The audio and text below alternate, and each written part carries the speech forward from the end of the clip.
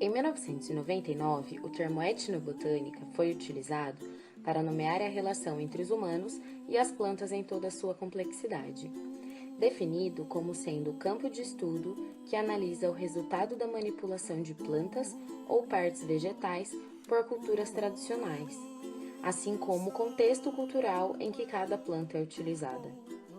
Estuda não somente as plantas medicinais, mas também outros produtos derivados da natureza, como alimentos, plantas utilizadas em rituais, corantes, fibras, venenos, fertilizantes e etc.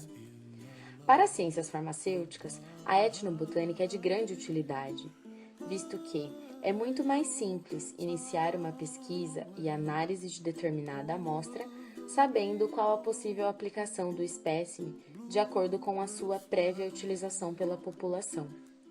Além disso, ao obter um produto a partir de determinada planta, se a mesma já for utilizada pela população para o mesmo fim proposto pela indústria, a aceitação do fármaco será muito mais efetiva.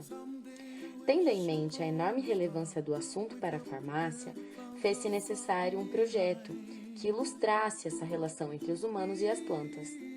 A proposta foi coletar dados com a população residente no bairro Vila Tibério, em Ribeirão Preto, São Paulo, de quais plantas eram conhecidas, utilizadas e cultivadas para fins religiosos, medicinais, ornamentais, cosméticos, alimentícios, entre outros. No bairro visitado, há grande frequência de idosos. Serão esses o público-alvo das entrevistas, já que, em geral, possuem maior bagagem relacionada às utilidades das plantas. Com licença. Essas plantas, ela tem alguma utilidade? A senhora... Olha, eu não sei, eu só planto e... A senhora planta? Faz tempo que a senhora planta elas? Faz muito tempo. Uhum. A babosa é essa daqui, ó. Assim, muita gente me pede folha pra fazer shampoo, né? Qual que é? A Ruda usa para alguma coisa? Olha, assim, como diz os antigos, né? Você pôr as folhas dela com um pouquinho d'água, posando sereno, serve pra conjuntivite, serve pra negócio do olho, né? Esse conhecimento sobre as plantas ele é passado de geração em geração entre pais e filhos e é muito importante porque nem sempre essas pessoas têm outras formas de acesso, né, sobre os efeitos das plantas. É difícil acreditar quando apenas uma pessoa só diz, só que de acordo com os nossos entrevistados, a gente viu que essa história se repete, mostrando que as pessoas acreditam nisso mesmo sem ter real base científica. Esse aqui parece, né? A Comigo Ninguém Pode, só que é... Não, essa é a espada de São espada de Jorge. São Jorge. É, que ela também é mais ou menos isso. Pelo menos tem a mesma... Parece assim, aparenta, né? Aham. Esse aqui pequenininho é o Esse quê? aí é o arruda, A né? Ruda? É, Dá pra usar pra alguma coisa? usa. Pra que a senhora usa? Olha, os antigos usavam pro olho, né? Pro Pra olho? lavar o olho, os antigos. Mas é o que? Faz um... Quando tem assim, problema de olho, né? Negócio no olho que chama. Catarata? Conjuntivite? Certo.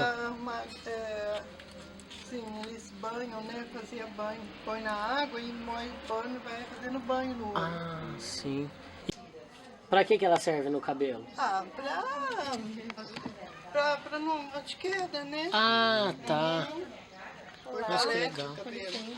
E usa o que dela, assim, pra passar no cabelo? É a gosma mesmo. Ah, tá. Só a parte de dentro? Isso. A casca? Ah, não. Porque Dá aí pra você joga pega, fora? você parte assim, fica aquela metade e você passa assim no Ah, cabelo.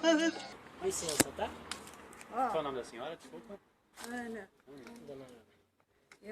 tem esse alecrim, O qual que é o alecrim? esse aqui. É, mas esse cabelinho aí ou a florzinha? Aquele fininho lá. Ah, tá. Esse Aquele aqui ali é na florzinha ponta. O hortelã. maior. A Ah, florzinha hortelã. A senhora utiliza o alecrim para tempero? Põe quando vai fazer carne de porco, pode pôr. O hortelã a Tem senhora gente, usa? tem gente que toma até pra dormir, É. que não consegue dormir. Ah, faz chá de alecrim? Ah, tem mais alguma que a senhora usa aqui? Lá tem. Aonde?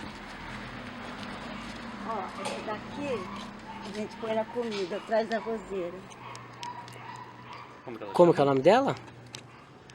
A senhora sabe? Ai, é de pôr na comida. É de pôr na comida também? É tempero, né? É tempero. E Qual ali que é? é pra você Essa, ver. é salsinha? Que é pra cidreira. Aquela fruta ali no fundo é uma É fruta? romãzinha. É romã? Só que é miniatura. Mas dá pra comer? Enxertado, não dá pra comer. Ah, entendi. A senhora usa erva cidreira pra alguma coisa? Pra chá, bem. Chá. Essa grande vermelha, alpina? bonita, como que é o nome? A senhora sabe? Aí não sei. Também. Nem aquela outra. Foi presente? Já tinha na casa? Não, meu marido que plantou, mas eu não. Ah. Meu marido também foi fazer uma biópsia. Assim.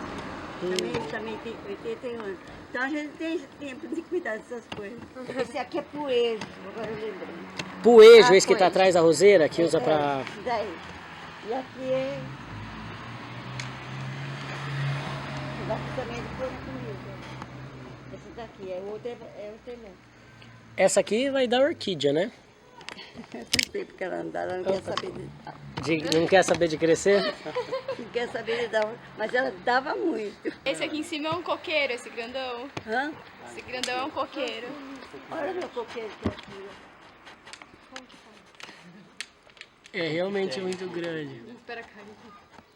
Ah, só quando cai bem. Às vezes tem algum homem que vem concentrar a luz, eles põem um aparelho aqui, eles pegam tudo, levam metade, dá um pouco de vinho, porque nós cortamos. E sabe por que eu não cortei? Porque foi meu irmão que me deu e ele já morreu. Saber ouvir, assim como utilizar palavras simples e comuns, é uma forma eficiente de obter informações, como dados pessoais e os tipos de plantas que as pessoas possuem em suas casas.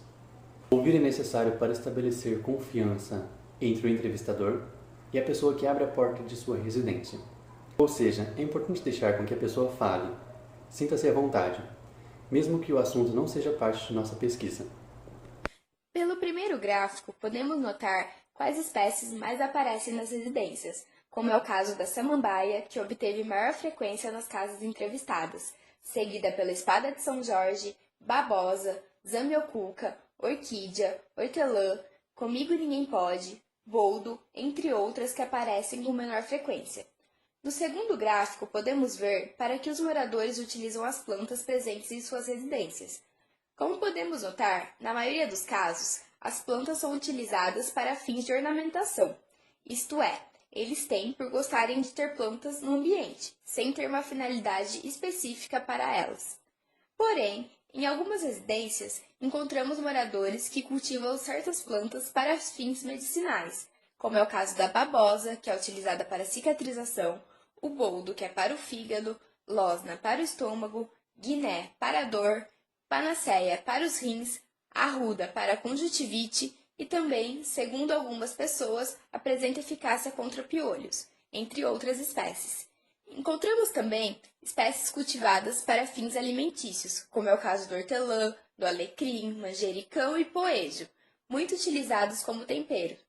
Também notamos, em menor proporção, espécies utilizadas para cosmético, como é o caso da babosa, que segundo algumas pessoas podemos usar no cabelo para evitar a queda, e espécies para fins supersticiosos, como é o caso da arruda, que segundo informações obtidas é utilizada para tirar mal-olhado. Podemos notar também pelo gráfico que algumas pessoas não souberam classificar em nenhuma dessas classes a planta encontrada em sua residência. Então, atendendo a finalidade do nosso trabalho, que era estabelecer a relação que os moradores do Vila Tibério mantêm com as suas plantas encontradas nos seus jardins, nos seus quintais, enfim, a gente percebeu que a relação etnobotânica ali naquela região ela é muito presente. Isso se deve principalmente ao fato de que os moradores que a gente entrevistou, a maior parte da população ali do Vila Tibério é uma população bastante idosa. Então, a bagagem histórica que eles mantêm, a bagagem cultural que eles trazem é muito bem fortalecida. Então, grande parte do conhecimento ali é um conhecimento que vem sendo passado através das gerações, né? Então, a gente percebeu bastante isso, principalmente no número de plantas medicinais com finalidade medicinal e finalidade cosmética que a gente achou. Então, assim, muitas plantas que eles falam, serve para curar dor de rim, ou dor de estômago, ou algum tipo de dor muscular. Por mais que essas plantas não tenham uma comprovação científica de que elas realmente se aplicam para esse tipo de finalidade, eles usam por esse tipo de finalidade, provavelmente porque alguém falou que servia para isso, né? E a mesma coisa foi o número de plantas que a gente achou com finalidade religiosa. Por mais que tenha sido um número restrito, igual a gente conseguiu observar nos gráficos passados, ainda é uma finalidade bastante presente. Então, tipo, aquela questão da simpatia, né? Então, vai servir para curar mal-olhado. Então, existe essa finalidade religiosa que também foi bastante expressiva. Mas eu acho que, assim, a conclusão final mesmo que a gente conseguiu estabelecer é que a maioria usa com finalidade ornamental mesmo.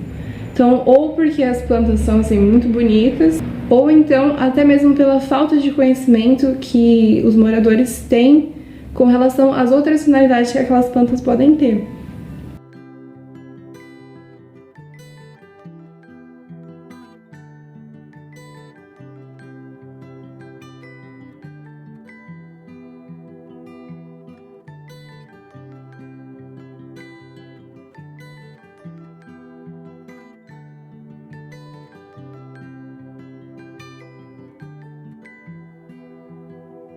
Well, you only need the light when it's burning low.